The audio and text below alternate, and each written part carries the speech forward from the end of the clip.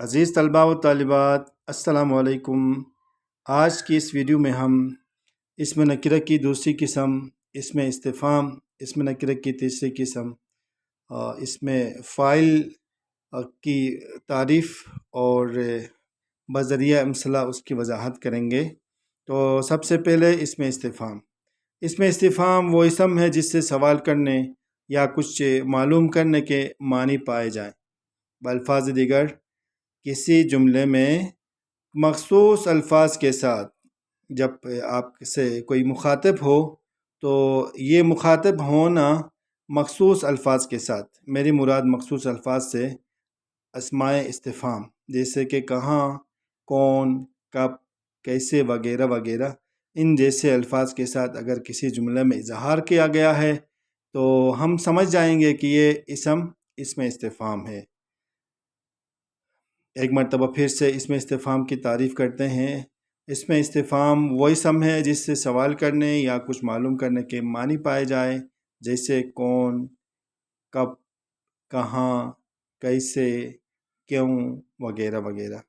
جیسے کہ کہاں کا کہ ہم وہ مثال دیتے ہیں جملہ بنا کے، آپ کہاں سے آئے ہیں، کون آئے ہیں، دروازے کے پیچھے کون ہے، کب آئے ہیں، آپ کب سے بیٹھے ہیں۔ اسی طرح کیسے کی اگر ہم کوئی مثال دے دیں جملہ بنا کے تو ہم یہ مثال دے سکتے ہیں، آپ کیسے ہیں، گھر میں کیسے ہیں سارے، سب ٹھیک ہیں وغیرہ وغیرہ۔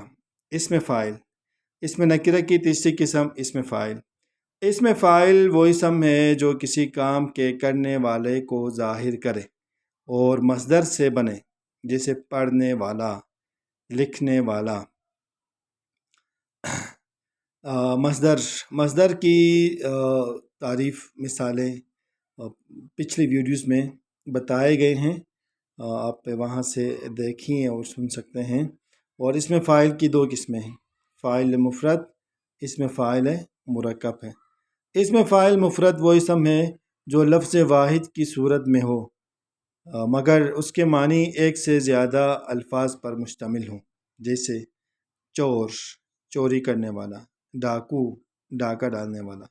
اسی طرح اسم فاعل مرکب ہیں ایسا اسم جو ایک سے زیادہ الفاظ کے مجموعے پر مشتمل ہو، جیسے جیب کترا، بازیگر وغیرہ وغیرہ۔